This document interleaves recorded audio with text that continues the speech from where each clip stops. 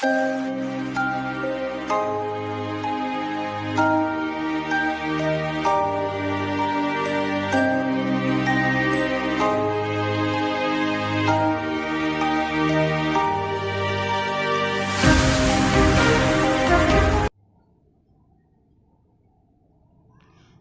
है आप सभी का आज की कक्षा में। मैं विजय लक्ष्मी। कक्षा 9वीं में हमारा अभी जो प्रकरण चल रहा है वह है फ्रांस की क्रांति। तो फ्रांस की क्रांति में अब तक हमने फ्रांस की क्रांति की प्रारंभिक घटना, उसके प्रमुख कारण और तत्पश्चात फ्रांस में संवैधानिक राजतंत्र की स्थापना, फिर संवैधानिक राजतंत्र के उन्मूलन और गणतंत्र की स्थापना के बारे में विस्तार से अध्ययन कर लिया था। आज हम गणतंत्र की स्थापना के बाद की आगे की घटनाओं के बारे में फ्रांस पर नज़र डालते हैं। तो देखिए, फ्रांस की क्रांति के बाद जब जैकोबिन क्लब की सरकार बनी, जिसका कि नेता रोबेस्पियर था, उसने अपनी सरकार बनते ही सबसे पहले जो काम किया वो था दमन का। रोबेस्पियर ने जनता से कहा कि जब तक हम अपनी नीतियों का विरोध करने वालों का पूरी तरह से दमन नहीं कर देंगे, वे हमें हमारी सरकार चलाने में स्थायित्व प्रदान नहीं होने देंगे। और इसी कारण से जो रोबेस्पियर की नीति थी वह बहुत ही दमनात्मक थी और नियंत्रण करने वाली थी। अब देखिए, ज़रूरत से ज़्यादा नियंत्रण, चाहे शासन में हो, सत्ता में हो या कहीं पर भी हो, हमेशा नकारात्मक प्रभाव देता है। यही परिणाम रहा रोबेस्पियर की नीति का, जिसे कि रोबेस्पियर ने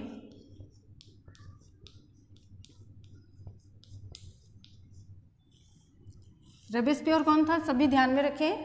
यह जैकोबिन क्लब का प्रमुख लीडर था, जो कि सरकार बनने के बाद सत्ता में आया था। इसने जो नीति अपनाई वो क्या थी? नियंत्रण की और दमनकारी।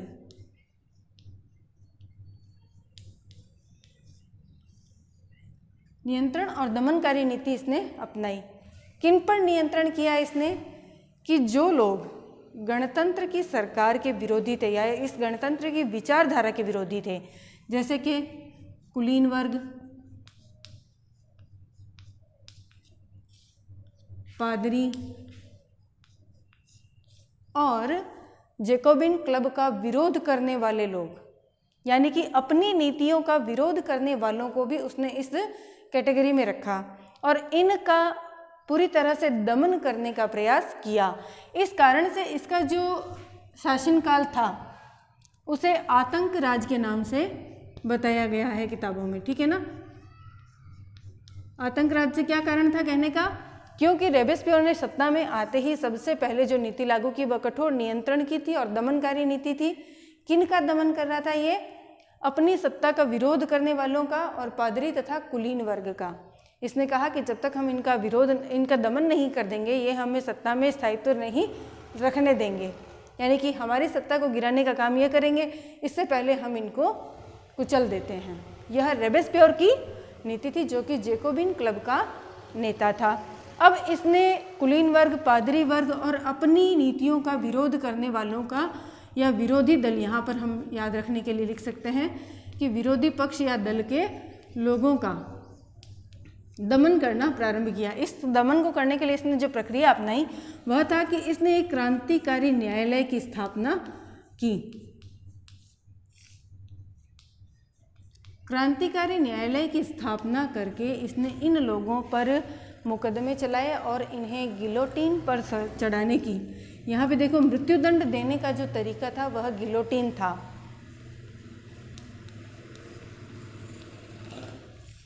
अब देखो, गिलोटीन एक इस प्रकार की मशीन थी जो दो खंभों के बीच में एक आरा लटकता था, जिस पर व्यक्ति की गर्दन रखवाकर उसको मृत्युदंड दिया जाता था। इस मशीन का निर्माण गिलोटीन नाम के व्यक्ति ने किया था। इसीलिए इस मशीन द्वारा जिस किसी को भी मृत्युदंड दिया जाता था उसको गिलोटीन पर चढ़ाने की सज़ा कहा जाता था, ठीक है ना। तो यानी कि इस मशीन का निर्माण करता गिलोटीन नाम का एक व्यक्ति था, जिसके नाम पर इस मशीन का नाम भी गिलोटीन रखा गया था, ठीक है ना। अब देखिए कि क्रांतिकारी न्यायालय के माध्यम से रोबेस्पियर अपने विरोधियों का कठोर दमन कर रहा था और इसी दमनात्मक नीति में इसने समाज के अंदर बहुत अधिक आतंक की जो स्थिति थी वह पैदा कर दी थी। अब प्रत्येक वर्ग का व्यक्ति जो भी इनका विरोध करता था वह इनसे भयभीत रहने लगा। उसको ऐसा लगने लगा कि हम पर इस प्रकार का ये जो नियंत्रण है यह जो है लगा करके हमें भी मृत्यु की घाट उतार दिया जाएगा। दूसरा जो काम इन्होंने किया वह था सामान्य वर्ग जो कि मध्यम वर्ग था उसके लिए समानता की स्थापना करना। उस समानता को स्थापित करने के लिए इन्होंने किया, एक तो राशनिंग की व्यवस्था जो थी वो सरकारी तौर पर कर दी। अब पहले क्या था कि लोगों को राशन के लिए लंबी लंबी कतारों में लगे हुए रहना पड़ता था। भोजन में भी दो प्रकार के थे, एक अच्छा उच्च गुणवत्ता का सफ़ेद आटा और एक दूसरी सूखी पाव रोटी। तो इस प्रकार की राशनिंग व्यवस्था को उसने लागू किया कि सबके लिए समान एक समता रोटी नाम से इसने खाद्यान्न जो था उसको कॉमन कर दिया कि सबको यही समता रोटी खाने में उपयोग में लेनी है, साबुत गेहूं से पीसकर बनाई जाने वाली। और राशनिंग की व्यवस्था को सरकारी कर दिया जिसके अंतर्गत की गोश्त, क्योंकि वहाँ पर अपने यहाँ सब्जियाँ जैसे चलती है कॉमन, वहाँ गोश्त चलता था, तो गोश्त और पाव रोटी की राशनिंग की जाने लगी तब, ताकि सामान्य वर्ग को सभी को समान रूप से राशन उपलब्ध कराया जा सके। और इसी समानता को स्थापित करने के लिए इसने एक संबोधन में भी परिवर्तन किया। देखिए संबोधन जो था वह पहले क्या था, मदाम और मॉस्यूर था। पुरुषों को कहा जाता था मॉस्यूर और महिलाओं को कहा जाता था मदाम। अब इसके स्थान, जिनका अर्थ क्या होता था, श्रीमान और श्रीमती। अब इसके स्थान पर इसने सभी के लिए सितोयेन और सितोयीन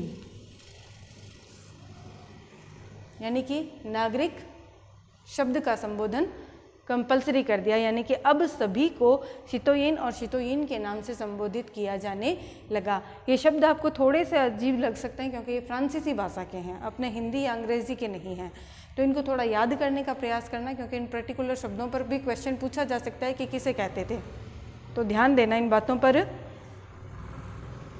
तो यहाँ पर इसने रोबेस्पियर ने एक तो नियंत्रण की और दमन की नीति अपनाई, फिर समानता स्थापित करने के लिए सामान्य वर्ग के लिए एक तो संबोधन का सबके लिए कॉमन कर दिया, राशनिंग की व्यवस्था सबके लिए कॉमन कर दी। इन सब के बावजूद भी इसकी जो दमनात्मक नीति थी यह जनता को हजम नहीं हुई और अंततः लास्ट में इसका क्या हुआ, इसका खुद का भी लोगों ने दमन कर दिया। किस तरह से? जुलाई 1794 में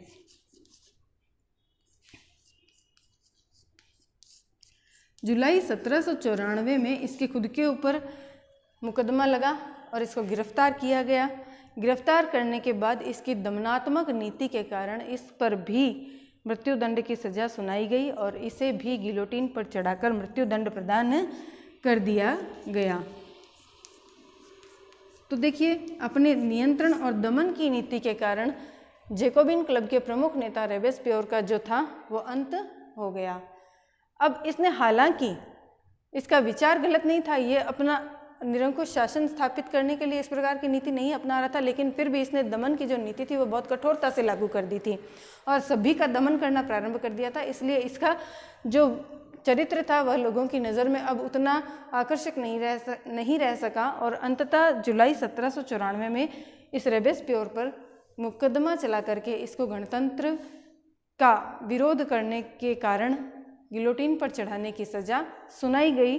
और इस प्रकार से हमारा ये जो आतंक राज का काल था वह खत्म होता है 1794 में। अब हम आगे देखें तो 1794 के बाद में जब रोबेस्पियर का अंत हो जाता है, उसके पश्चात में सत्ता इनके हाथों से निकल गई और वापस मध्यम वर्ग का जो कुलीन भाग था उसके हाथ में यह सत्ता आ जाती है।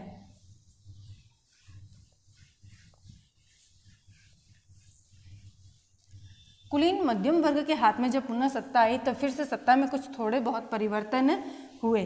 अब यहाँ पर हम इनके बारे में चर्चा करें तो अब सत्ता जो थी वो डायरेक्टरी शासित फ्रांस के हाथों में आ गई थी, यानी कि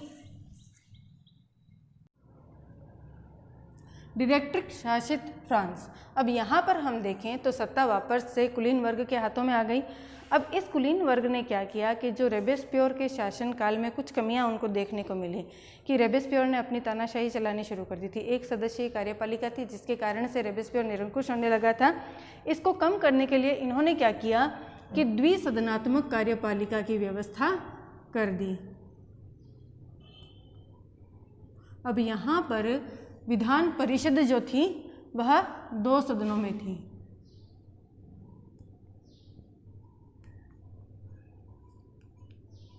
और इस विधान परिषद में भी क्या थे, 5 सदस्यों की एक कार्यपालिका का गठन किया गया।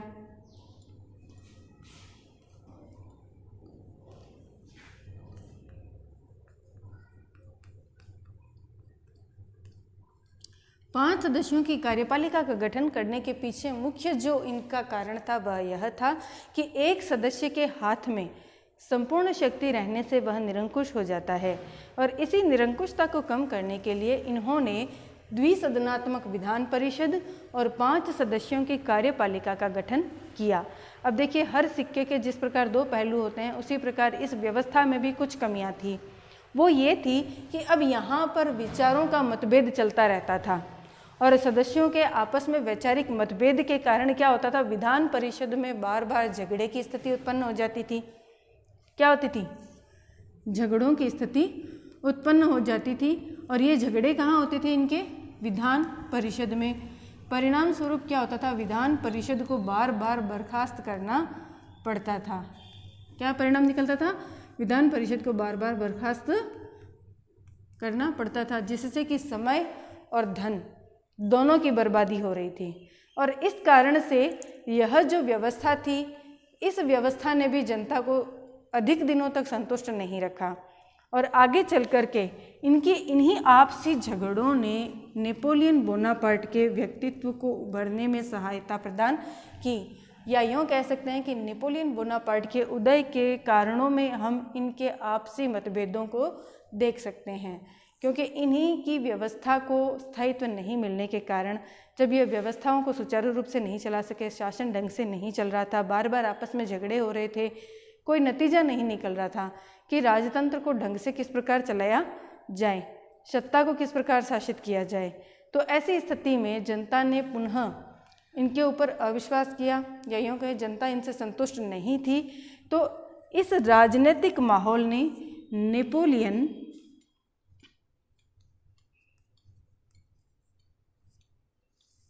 बोनापार्ट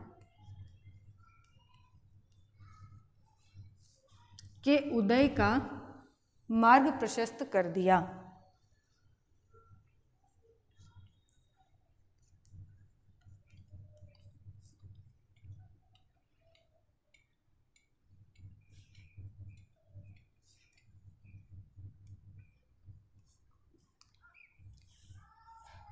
देखिए, हमारी जो फ्रांस की सत्ता है, या यूँ कहें फ्रांस की जो क्रांति है, वह बहुत नाटकीय ढंग से आगे बढ़ रही है। कैसे?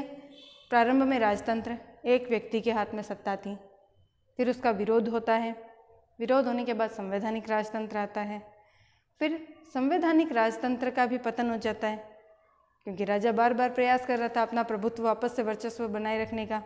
फिर गणतंत्र आ रहा है, फिर गणतंत्र के अंदर भी क्या होता है, एक सदस्यीय कार्यपालिका होने के कारण वही निरंकुशता की स्थिति आ जा रही है और वही निरंकुशता की स्थिति पुनः जनता को अस्वीकार हो जाती है और फिर द्विसदनात्मक विधान परिषद का गठन किया गया। इस द्विसदनात्मक व्यवस्थापिका और 5 सदस्यों की कार्यपालिका का जो कार्यकाल रहा वह भी बहुत अधिक सफल नहीं रह रहा है।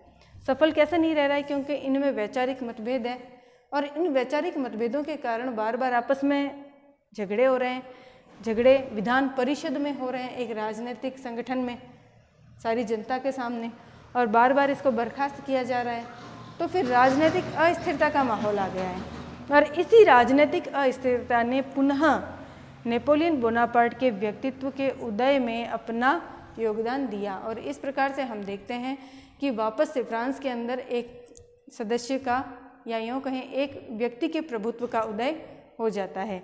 इन सब के बावजूद भी जो फ्रांस में एक चीज़ थी कि मानवाधिकारों का नेतृत्व फ्रांस ने किया, स्वतंत्रता और समानता जैसे अधिकारों को फ्रांस ने प्रदान किया, जिसके कारण से हमारा फ्रांस का जो एक टॉपिक है यह विश्व के सम्मुख एक उज्जवल चरित्र लेकर उभरता है, क्योंकि यहाँ की जनता ने अपने स्वतंत्रता, समानता और कानून के समक्ष समानता के अधिकारों को प्राप्त करने के लिए लगातार संघर्ष किया और इन्हें प्राप्त भी किया।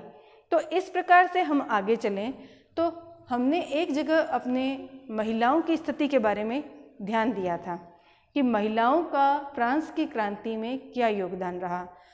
आज हम पढ़ते हैं कि इस क्रांति का महिलाओं पर क्या प्रभाव पड़ा। अब देखिए, हमने जब क्रांति की शुरुआती स्थिति पढ़ी थी उस समय हमने पढ़ा कि जो समाज था वो 3 भागों में बटा हुआ था, ठीक है, जिसमें थर्ड जो पार्ट था या जो तृतीय कुलीन मध्यम वर्ग था, उस वर्ग में महिलाओं की स्थिति को हमने देखा कि महिलाएं सामान्य स्थिति में थी, उनको कोई विशेष अधिकार प्राप्त नहीं थे, वे अपना जीवन सामाजिक तौर पर घरेलू काम करके बिता रही थी, अपने परिवार का भरण पोषण कर रही थी, और ये महिलाएं धीरे धीरे राजनीतिक रूप से जागरूक हो रही थी और जागरूक होकर के अपने क्लबों का गठन कर रही थी। यहाँ क्लब से हम संगठन भी नाम दे सकते हैं कि ये महिलाएं अपने निजी राजनीतिक चर्चा के लिए संगठन बना रही थी, जिनके माध्यम से ये समाज में राजनीतिक विचारधारा में अपना योगदान प्रदान करने का प्रयास कर रही थी। तो आइए हम महिलाओं की स्थिति पर थोड़ा ध्यान से चर्चा करते हैं।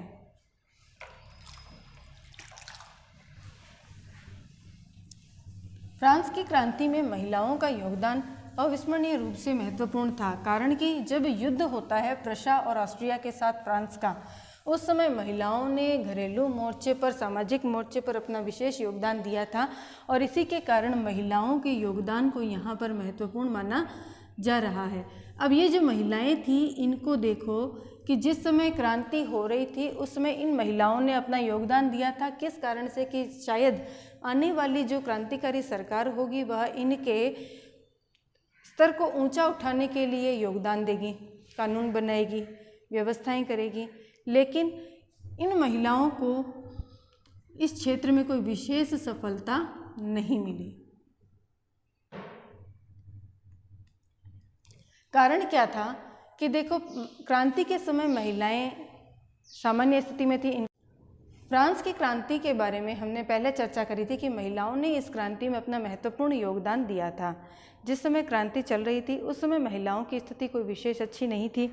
मध्यम वर्ग की महिलाएं अपने परिवार के साथ साथ कुटीर उद्योगों में, घरेलू कामों में अपना योगदान दे करके अपने परिवार को आगे बढ़ा रही थी।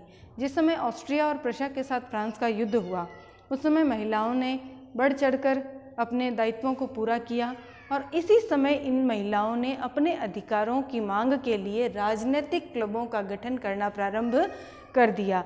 कारण ये था कि इस समय महिलाओं को मताधिकार प्राप्त नहीं था, समाज में इनकी स्थिति अच्छी नहीं थी। मजदूरी के तौर पर भी हम देखें तो पुरुषों को अधिक मजदूरी मिलती थी, महिलाओं को कम मजदूरी मिलती थी। महिलाओं को बाहरी कार्यों के साथ साथ घरेलू कार्य भी सारे करने होते थे। इसके बावजूद महिलाओं को सम्मानजनक स्थिति समाज में प्रदान नहीं की गई थी। तो इन महिलाओं ने अपनी स्थिति को सुधारने के लिए, अपने अधिकारों की मांगों को राजनीतिक दलों तक पहुंचाने के लिए अपने राजनीतिक क्लब बनाने प्रारंभ किए, जिनमें एक महत्वपूर्ण क्लब जो हमारे सामने उभर कर आता है वह था the society of revolutionary and Republican women's. इस दल की जो नेता थी वह थी ओलंपस दे ग्रूज। अब देखिए कि इस क्लब के माध्यम से महिलाओं ने अपने अधिकारों के लिए एक घोषणा पत्र तैयार किया, जिसमें कि इन महिलाओं ने स्वयं को पुरुषों के बराबर अधिकार देने की मांग रखी। और अधिकारों में इन्होंने कोई बहुत बड़ी बड़ी मांगें नहीं रखी थी, ये केवल समता मांग रही थी कि जो मजदूरी पुरुष वर्ग को मिलती है वही मजदूरी उसी कार्य के लिए महिलाओं को भी मिले। महिलाएं किसी भी रूप से पुरुषों से मेहनत करने में कमतर नहीं हैं। मताधिकार की मांग की इन्होंने। कई सामाजिक बंधन थे जो इन महिलाओं पर लगे हुए थे, उसके विरोध की मांग की इन्होंने। जैसे शिक्षा का अधिकार इन्होंने मांगा, शादी में दोनों पक्षों की समानता का अधिकार मांगा।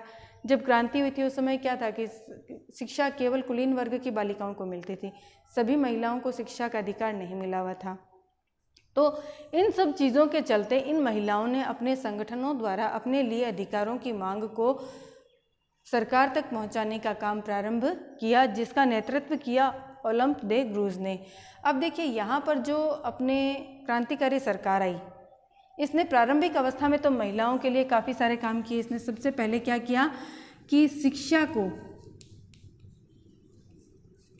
सभी के लिए अनिवार्य कर दिया था, या सभी के लिए शिक्षा की व्यवस्था की बात को इसने स्वीकार कर लिया था। विवाह के बारे में देखा जाए तो विवाह को भी इन्होंने क्या कर दिया था,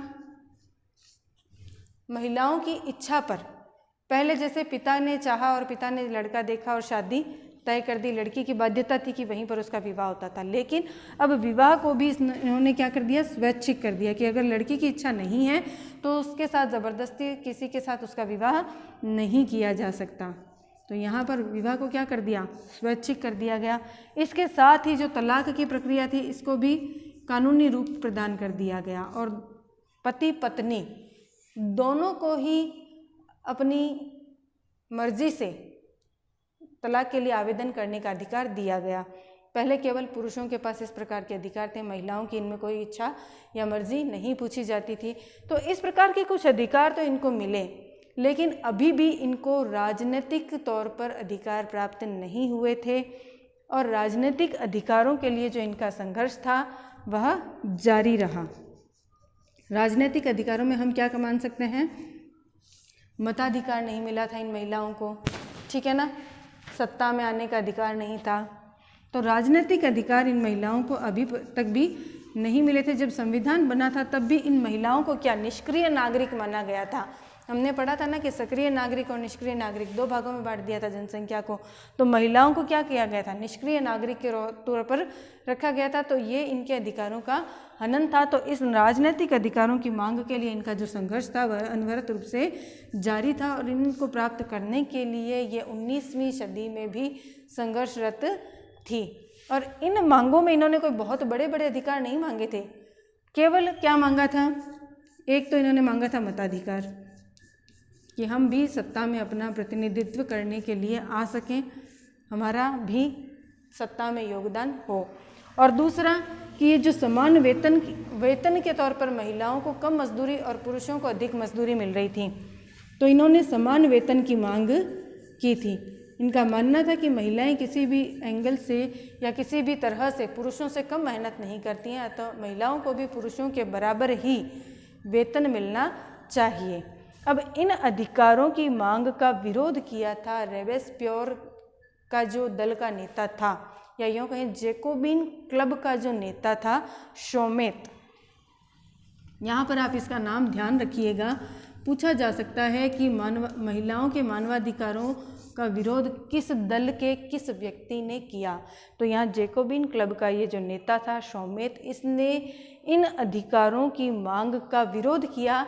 इसने दलील ये दी कि भाई प्रकृति ने या यूँ कहें ईश्वर ने महिलाओं और पुरुषों को अलग अलग संरचना में डाला है, अलग अलग गुण प्रदान किए हैं। तो ईश्वर ने यह पहले से ही विभाजन कर दिया है कि पुरुष जो है वह कठिन परिश्रम के कार्य करेंगे, बाहर राजनीतिक दलों में अपना योगदान देंगे, कृषि करेंगे, जो भी अन्य कार्य हैं वो करेंगे, और महिलाओं को जो शारीरिक संरचना है, जो गठन है, उसके हिसाब से उन्हें मातृत्व मतलब मानवीय संवेदनाओं से अधिक परिपूर्ण रखा गया है। तो वे परिवार और घरेलू दृष्टि से अपना जो योगदान है वो देंगी। तो जब प्रकृति ने ही महिलाओं और पुरुषों को अलग अलग विभाजित किया है, तो यहाँ पर समानता का अधिकार मांगने का कोई अर्थ नहीं रह जाता है। और इस दलील के आधार पर शोमेत ने महिलाओं के ये जो राजनीतिक अधिकार थे इनको खारिज करने का काम किया। लेकिन ये अधिकार, इनकी मांगें लगातार अनवरत रूप से जारी रही और आगे चल कर के 1946 में फ्रांस के अंदर महिलाओं को मताधिकार और अन्य राजनीतिक अधिकार प्राप्त हो गए। ठीक है ना। तो फ्रांस की क्रांति में ये जो महिलाओं के राजनीतिक अधिकार थे वो इनको कब मिले, 1946 में। ध्यान में रखेंगे इस बात को।